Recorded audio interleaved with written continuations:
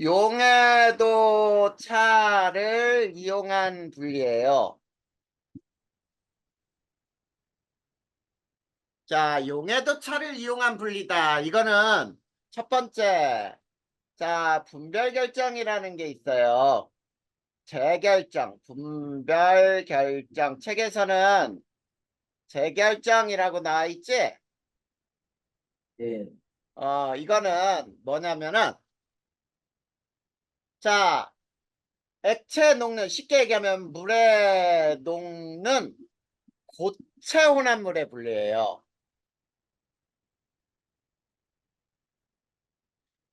자, 그러니까 쉽게 얘기하면은 이런 거야. 물에 녹는 고체들이야. 어떤 거냐면, 자, 우리가 물에 녹지 않는 고체는 어떻게 했니? 벽시 고르기 같은 거는 소금물에 넣으면 하나는 가라앉고 하나는 뜨고 그랬지. 네, 근데 설탕하고 소금 니네 한번 생각해봐. 설탕하고 소금이 섞여 있는데 물에 넣으면 다 녹아버리지. 네, 그래. 그런 거를 어떻게 고를 거냐 이런 얘기예요. 이게 물에 녹는 고체 혼합물을 분리할 때를 우리는 재결정이라고 하는데 이거는 뭐냐면 이런 뜻이야. 온도에 따른 용해도 차를 이용해서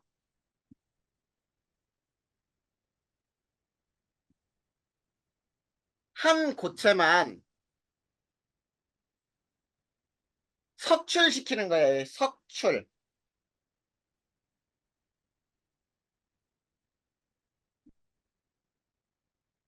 자, 한 고체만 석출시킨다. 석출이라는 건 뭐냐면 물에 녹아있던 고체가 다시 고체가 돼서 바닥으로 막 가라앉는 거를 우리는 석출이라고 부르는 거야. 자, 우리 소금물을 막 끓이다 보면 마지막에 어떻게 되니? 소금만 남아요. 그래, 소금물 중에 막 고체가 가라앉겠지, 소금이. 네, 그래, 그것이 바로 재결정이라고 부르는 거야. 우리가 끓는 전 차를 이용할 때는 뭐라 그랬냐면 소금물에서 물을 증발시켜서 그 날아가는 물을 다시 얻어내는 게 증발인데 재결정이라는 건 뭐냐면 자, 온도에 따라 용해도 차를 이용해서 분리한다. 그런데 이거를 예를 들어 줄 거예요. 잘 봐야 돼. 이제 예를.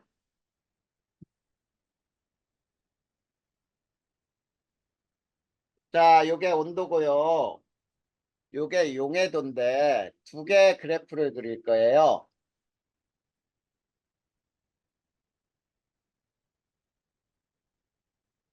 자, 이게 소금이야.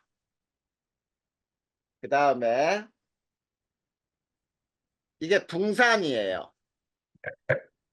자, 붕산이 얘네들의 온도가 몇 도냐면 대략 한 80도라고 해보자. 80도씩. 책에서는 약간 달라요. 이게 40이야. 둘 다. 근데 요게 20도씨라고 해보자.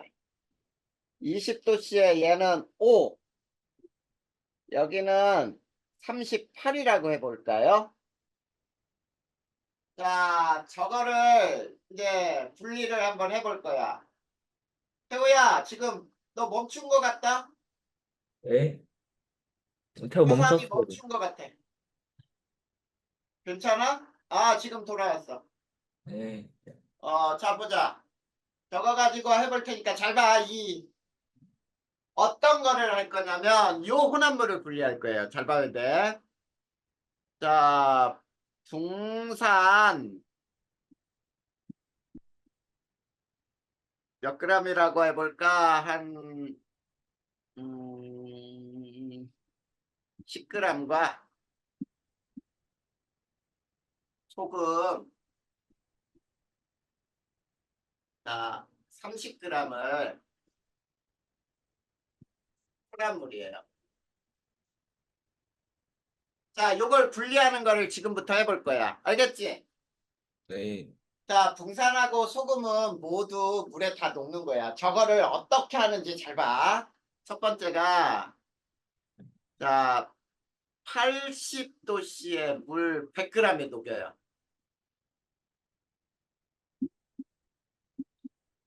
자, 80도씨 물 100g에 모두 녹여. 무슨 말인지 알겠지? 네. 그러면 소금은 몇 그램 녹아? 저 그래프 봐봐. 소금하고 붕산은 몇 그램씩 녹아? 오늘 40g. 40g씩 녹지? 네. 근데 소금 30g이 있고 붕산 10g 들어있지? 네. 그러면 소금 30g하고 붕산 10g이 다 녹지? 네. 그래. 다 녹는 거야, 이게는. 자, 그러면 자, 이렇게 다 녹는데 이거를 어떻게 만드냐면 어, 자, 이거를 두 번째 액체를 이제 몇 도로 냉각하냐면 자, 액체를 20도씨로 냉각해. 자, 액체를 20도씨로 냉각해봐. 자, 20도 봐봐, 20도. 그 소금은 소금은 몇 그램 녹아? 38g. 근데 이 속에는 소금은 몇 그램 있어? 30g. 그러면 소금 30g은 다 녹고 붕산은 5g이 남아요. 그렇지. 붕산 5g이 남는다가 아니라 10g 다 녹았던 거에서 5g이 석출된다라고 합니다. 네. 자, 석출된다. 그러면 석출됐으니까 고체로 가라앉았지. 네. 그러면 이거를 거른다. 거름 종이로 거른다. 자, 거르면은 거름 종이 위에는 뭐가 남아? 붕산 5g. 그렇지. 붕산 5g이 걸러져요. 고체로. 그리고 아래 용액 속으로는 뭐뭐가 빠져내려갔어? 소금은 몇 그램? 30g이랑 붕산 30g. 그 다음에 붕산은 또 몇 g이 녹아있어? 5g. 그렇지. 이렇게 된 거야. 여기까지 이해됐어? 안 됐어? 됐어요. 그러면 네 번째는 용액을 증발시켜요. 자, 용액을 증발시킨다. 그러면은 소금은 이 속에 이제 고체로 소금은 몇 그램 들어있어? 30g. 30g. 또 붕산은 5g. 5g 들어있죠? 그치? 네. 자, 그러면 이거를 다섯 번째 이제 잘 봐야 돼. 이제 80도씨의 물 20g의 고체를 다 넣을 거예요. 이번에는 물의 양이 줄었지. 네. 물의 양이 몇 g으로 줄었어? 20g. 그래, 요게 중요한 거야. 요거야. 위에 거에서는 100g에 녹였지. 네. 100g일 때는 80도씨에서 40g씩 녹잖아. 네. 그래, 물의 양이 20g으로 5분의 1로 줄었지. 네. 그러면 소금은 몇 g 녹아? 6g. 8g. 40g의 5분의 1이야. 왜 40g이에요? 30g 아니에요? 지금 여기잖아, 여기. 요점을 봐. 여기 요점이잖아, 요점.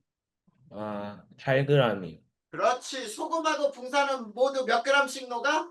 8g. 그래, 8g씩 녹잖아. 그러면 소금은 8g 녹고 붕산은 몇 g밖에 없어? 붕산은 5g. 5g밖에 없잖아. 8g 녹일 수 있는데 5g밖에 없지. 네.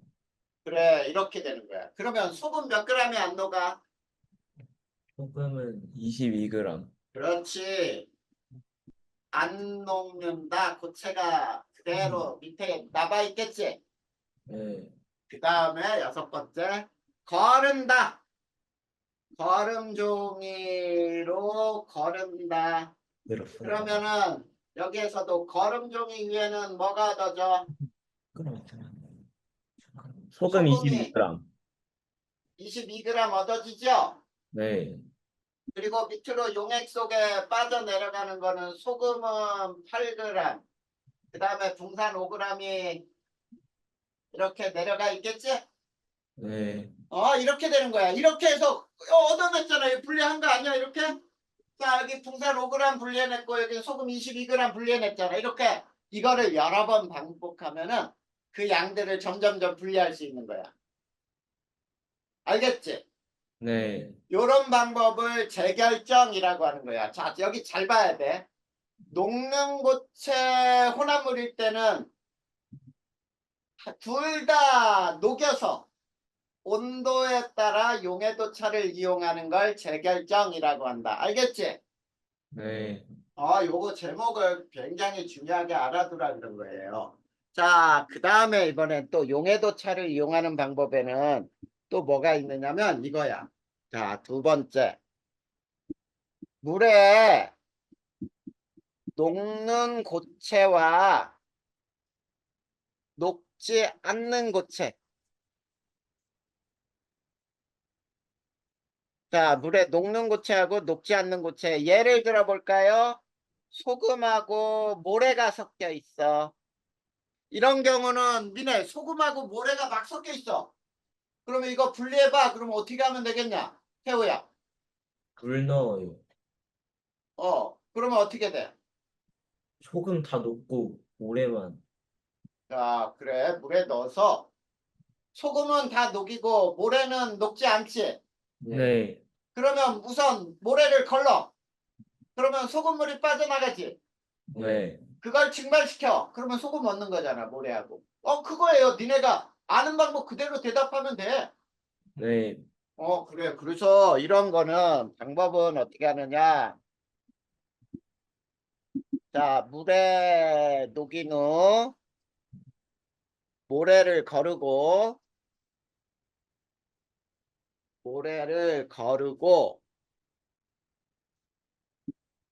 용액은 증발시켜 소금을 얻는다.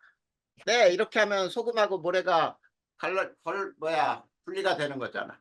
그 다음 세 번째는 자, 물에 녹는 기체와 녹지 않는 기체온합물이 있어요. 자, 거기에는 대표적으로 뭐가 있냐면 자, 공기하고 암모니아라고 하는 게 있어요. 자, 암모니아가 물에 되게 잘 녹아. 공기는 물에 안 녹죠? 네. 그랬을 때, 자, 기체를 물에 통과시켜요. 그래서, 자, 물에 녹는 기체를 녹이는 거야. 녹는 기체만 녹여 분리하는 방법이에요. 이렇게 하면은 이게 다 용해도차를 이용하는 거예요. 이해됐냐? 네. 그러면 용해도차를 이용한 방법도 끝난 거예요. 알겠지? 네. 자, 그러면 이제 혼합물의 분리 중에 마지막이야. 크로마토그래피라는 게 있어요. 자, 크로마토그래피. 자, 크로마토그래피는 어떤 것을 하는 거냐면 방법이 이런 거예요. 용매에 녹은 용질의 이동 속도 차를 요게 중요해. 이동 속도 차를 이용한 분리 방법이에요. 자, 용매에 녹은 용질의 이동 속도 차를 이용한 분리다. 자, 이 크로마토그래피에 장점이 있어요. 장점은 어떤 장점이 있냐면 실험이 비교적 간단해요. 그리고 두 번째, 매우 적은 양도 효과적으로 분리가 가능해요.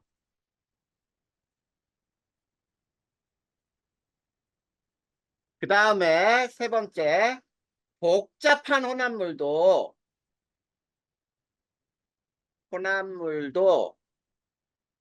한 번에 다 가능해. 한 번에 분리가 가능해요.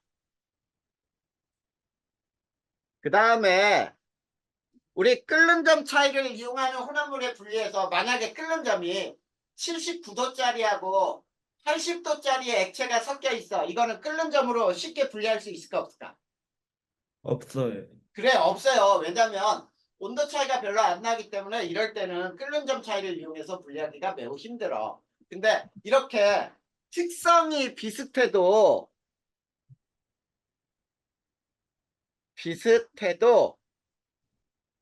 자, 효과적으로 사용할 수가 있어. 자, 분리가 가능해요. 그 다음에 세 번째. 자, 주의해야 할 점이 있어요. 주의점. 자, 반드시 주의해야 할 점이 있거든. 주의점은 뭐냐면, 자, 점이 액체에 잠기면 안 돼요.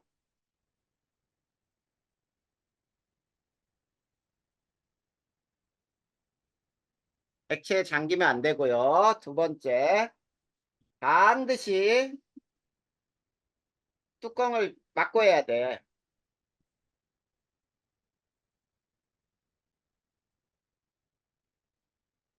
자, 이런 것들이 바로 주의할 점이야. 그러면 네 번째, 종류는 뭐가 있느냐? 종류는 종이를 이용하면 종이 크로마토그래피. 그 다음에 분필을 이용하면 분필 크로마토그래피.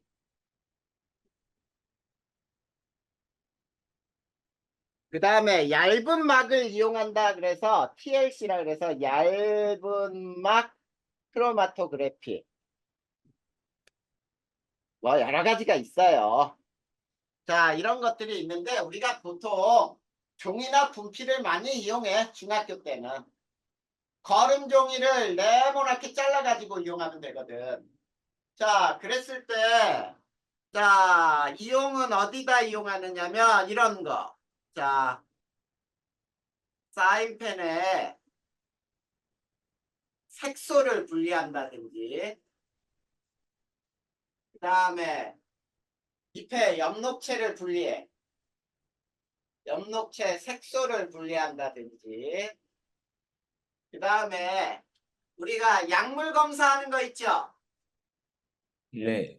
이런 것도 다 TLC, 이것도 다 크로마토그래피를 이용하는 거거든. 그리고, 자, 농약 또는 중금속의 성분을 분석한다든지. 이런 데 많이 쓰는 게, 자, 이 크로마토그래피의 이용이에요. 자, 그 다음에 여섯 번째, RF 값이라는 게 있어. RF 값은 뭐냐면, 용매가 이동한 거리 분의 용질이 이동한 거리를 나타내는 게 RF 값인데, RF 값이 같으면 같은 물질이다. 이렇게 생각하면 돼요. 자, 이게 크로마토그래피 설명 다 한 거야. 그러면 자, 우리가 종이 크로마토그래피를 선생님이 한번 설명을 해줄 테니까 한번 봐봐. 거름 종이를 이렇게 잘랐다고 해보자. 자, 거름 종이를 이렇게 잘라가지고 여기 밑에다가 선으로 이렇게 그어요. 그리고 여기에 도착점까지도 거리를 이렇게 선을 그어. 그 다음에 여기에 검은 사인펜 하나 찍었다고 보자. 여기에 점. 알겠니? 네. 이렇게 이게 거름종이에요. 거름종이. 자, 원래 이거는 뚜껑 다 덮인 장치에 해야 돼. 그래 놓고 여기에다가 물을 이렇게 요게 수성 사인펜. 자, 수성 사인펜으로 이렇게 검은 점을 찍었어요. 검은 점. 검은 점을 딱 찍었더니 자, 물이 그러면 자, 종이에 흡수되면서 쭉 올라가지. 네. 그래, 이렇게 올라가. 그랬을 때 색소가 이렇게 색소가 이런 형태로 분리가 됐다고 보잔 말이야.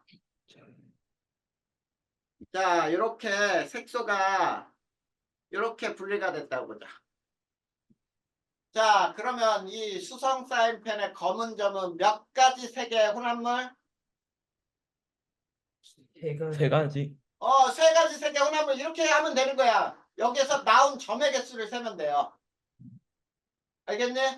네. 자, 그 다음에 잘 봐. 요게 RF 값이 뭐냐면 여기에서는 이게 RF 값이 되는 거예요. 자, 요게 A다. 자, 요 값이 A. 그 다음에 요 값이 B라고 했을 때 RF 값은 어떻게 구해? E-A. RF 값은 용매가 이동한 거리가 B죠? B분의 A. 그렇지. B분의 용질이 이동한 거리 A. 이렇게 계산을 해서 요 값이 같으면 모두 같은 물질이 되는 거야. 네. 그래. 이렇게 우리가 사인펜 한 점을 분리할 수도 있어. 우리가 사인펜을 분리해라? 뭐야, 사인펜을 검은색소를 어떻게 분리해? 그게 아니라 이렇게 점 찍어놓고 했더니 아주 효과적으로 분리가 되는 거예요. 이 중에 자, 이걸 1, 2, 3이라고 해볼까? 요거를 자, 요거를 1, 2, 3이라고 했을 때 이동 속도가 제일 빠른 건 누구야? 3. 3. 야, 1, 2, 3 중에 이동 속도 제일 빠른 건 누구야? 이 정도 빠른 거요? 이동 속도가 빠른 거. 1이요. 그래, 1이잖아. 여기 봐. 이동 속도 차를 이용한다 그랬으니까 이동 속도가 제일 빠른 건 1번. 그 다음에 2번. 그 다음 3번. 이렇게 하면 되겠지? 네. 그러면 이제 거꾸로 선생님이 다르게 질문해 볼게. 종이하고 붙으려고 하는 성질이 제일 강한 건 누구야? 3번. 그렇지. 종이하고 붙으려는 성질이 강하면 우리가 이동할 때 느리겠지. 네. 니네 쉽게 가면 이런 거야. 아스팔트 길을 걷는 거하고 푹푹 발이 빠지는 갯벌을 걷는 거하고 어디가 더 빨리 걸을 수 있어? 아스팔트 길이요. 그래, 아스팔트가 빠르잖아. 지금 무슨 얘기냐면 갯벌에는 발이 푹푹 빠진단 말이야. 그러면 늦겠지. 네. 그렇듯이 저 1, 2, 3번 중에 종이하고 달라붙으려는 성질은 3번이 제일 강하고 이동 속도는 1이 제일 크다는 얘기야. 알겠죠? 네. 자, 그러면 우리가 이제 이 얇은 막에 이렇게 한번 해보자. 자, 이제 또 이렇게 예를 하나 들어줄 테니까 봐봐. 얇은 막을 이렇게 선생님이 크게 그렸어요. 그리고 요게 시작점이야. 그 다음에 요게 끝나는 점이에요. 자, 그리고 액체를 이렇게 담아놨어요. 액체가 이렇게 담겨 있어요. 근데 여기에 점을 하나, 둘, 셋, 네 점을 찍었어.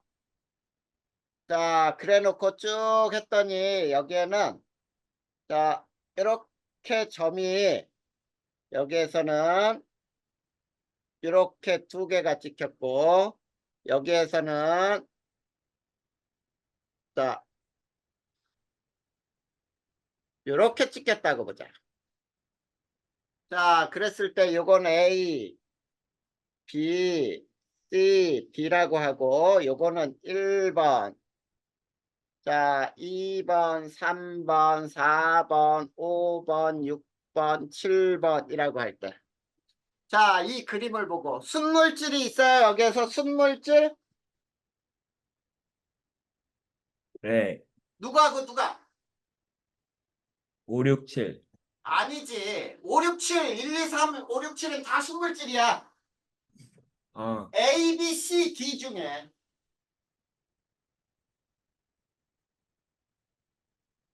A, B, C, D 중에 순물질이 있냐는 얘기지.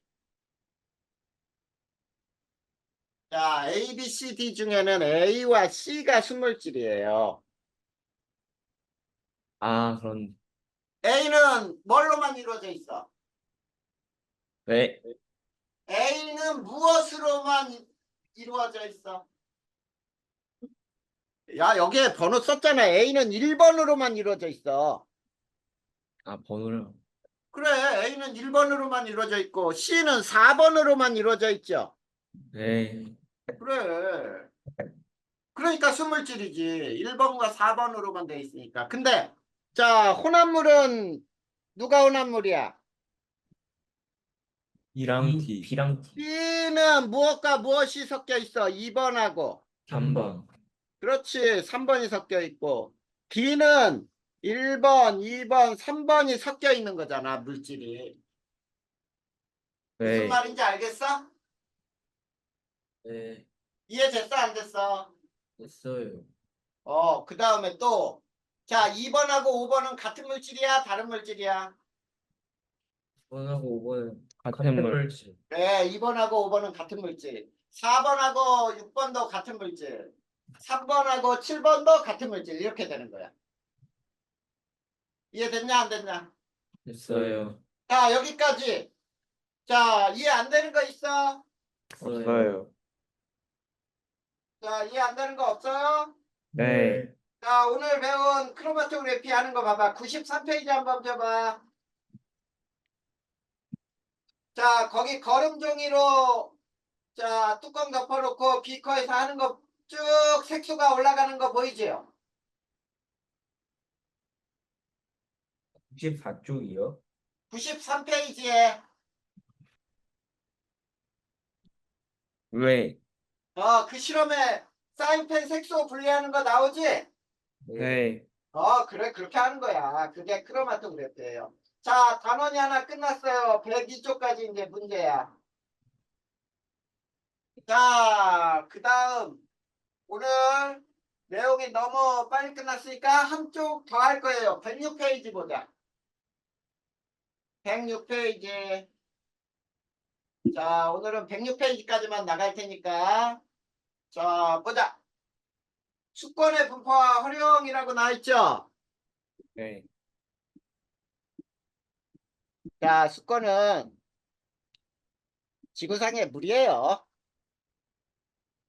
자, 지구상의 물을 우리는 수건이라 하는데, 자, 이 첫 번째 수건은, 자, 지구상의 물로, 자, 대략 지구 표면의 약 얼마를 차지한다? 70%. 네, 지구 표면에 약 70%. 이게 수건이야. 자, 그러면 수건의 두 번째, 수건의 분포는, 자, 누가 제일 많은 물이냐라고 할 때 해수가 제일 많아요. 자, 해수 바닷물이죠. 네. 맞니? 네. 야, 해수가 97.47%예요. 책에 있는 대로야. 그 다음에 육수. 자, 육수는 나머지 얼마니? 2.3. 아, 2.53%가 육수야. 그런데 니네 육수 중에는 육지의 물에는 뭐뭐 있는지 알아? 호수, 강. 육지 물에는 강물도 있고 호수물도 있고 지하수.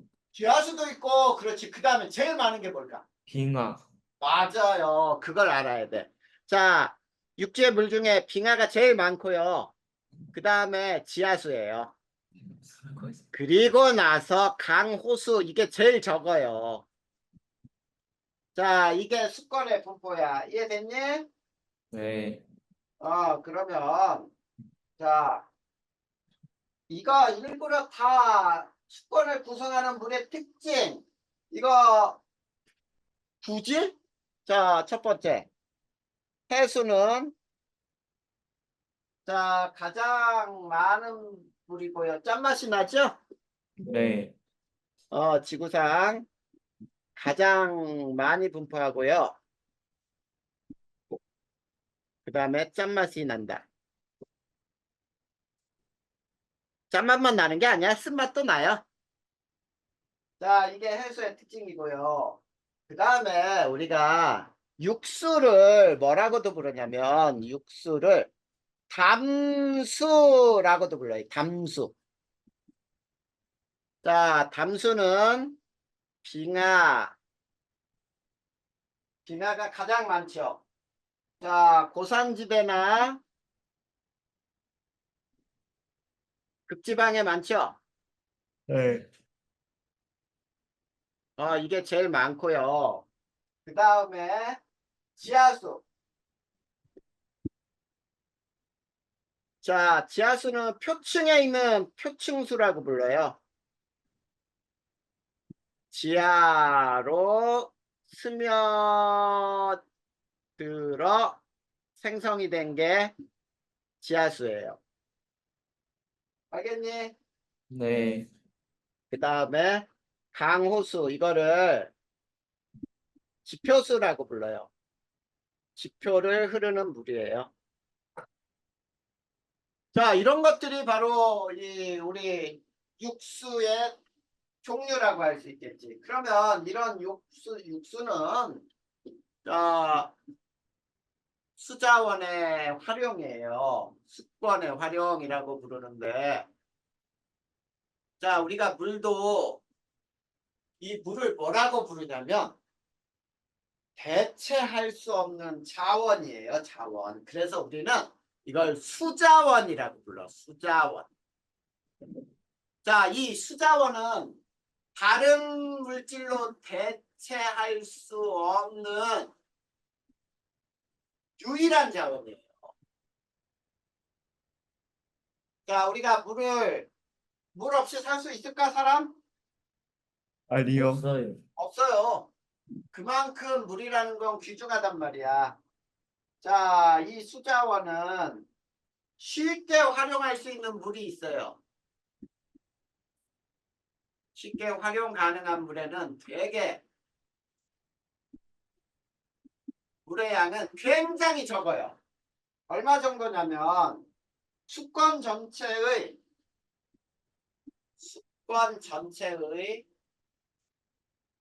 약 0.77%. 자, 우리가 쉽게 사용할 수 있는 물이 매우 적은 양이죠. 네. 맞아요.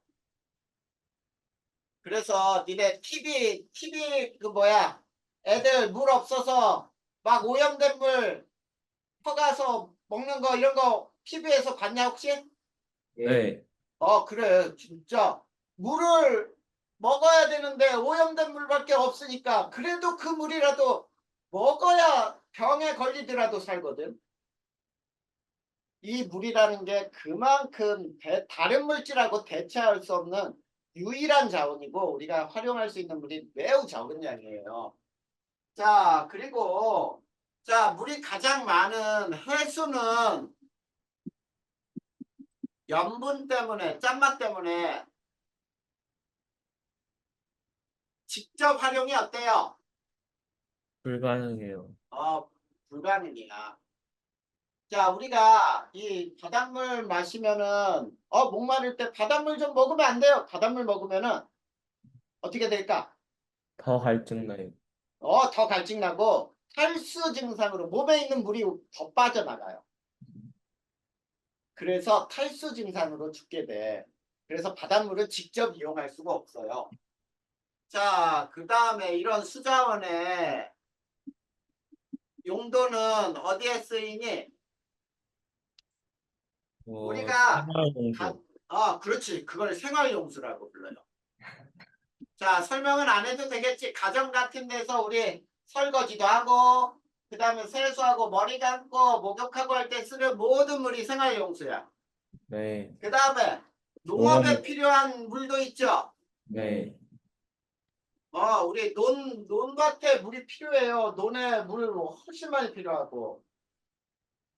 그 다음에 공장 같은 데서도 필요하지. 네. 그걸 공업용수라고 불러요. 자, 그런데 유지용수라는 게 뭔지 요것만 좀 알아두자. 나머지는 생활에 필요하고 농업에 필요하고 공업에 필요하다라는 건 알 수 있는데 자, 이 유지용수라는 건 뭐냐면 하천이 정상적인 기능을 유지할 때 필요로 하는 최소의 물이에요.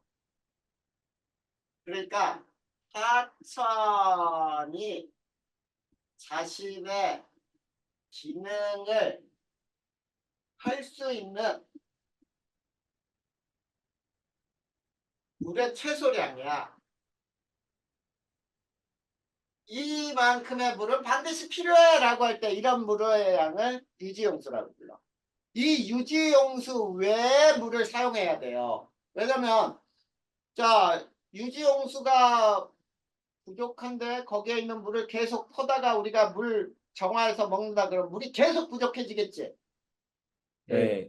그렇게 되는 거야. 요즘에 강릉에 니네 막 가뭄이 나오고 하는 거 혹시 TV에서 봤냐? 아니요. 한번 못 봤구나. 뉴스 같은 데 보면은 강릉은 비가 안 와가지고 급수가 제한이 되는 거야. 각각 집에 물이 안 나와요. 몇 시에서 몇 시까지만 쫄쫄쫄쫄 나와.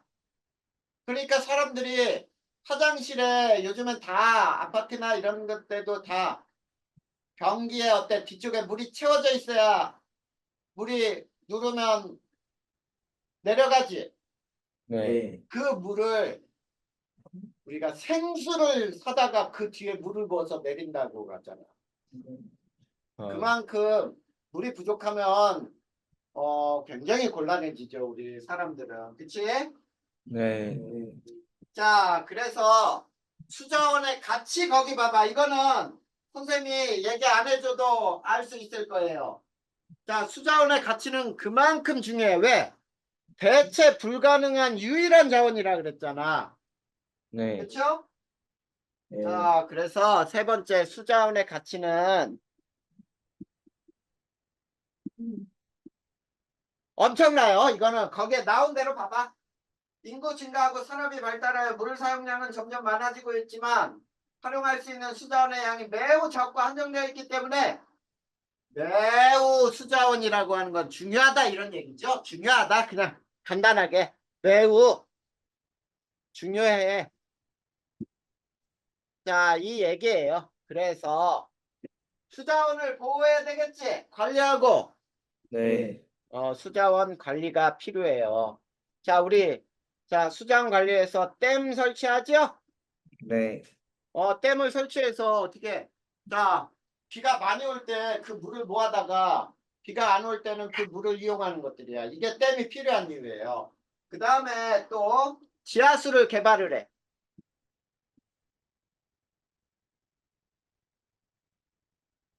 그 다음에 해수의 담수화.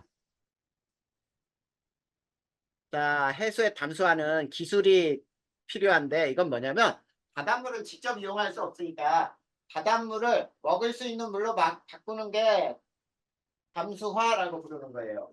됐니? 네. 그 다음에 수질 오염을 방지해야 되고요. 그 다음에 아껴 써야 돼요. 가장 중요해요. 자, 이런 것들이 수자원 관리를 위해서 필요하다. 됐습니까? 네. 자, 여기까지는 어려운 거 없지? 네. 자, 그렇다면 역시 오늘도 여기까지만 할 거예요. 내용 정리는. 자, 민성이랑 태우 선생님이 늘 얘기했다. 선생님이 안 보는 것 같지만 니네 바로 곁에만 없을 뿐이고 니네가 어떤 표정으로 어떻게 공부하는지 선생님 다 보고 있고 그 시간대를 이용해서 선생님이 외우라는 걸 니네가 외워줘야 고등학교까지 올라갔을 때 자기주도 학습이 돼. 자연스럽게. 네. 무슨 말인지 알겠지? 네. 여기까지 또 외우고 배운 데까지 문제도 풀고 또 시작해보자.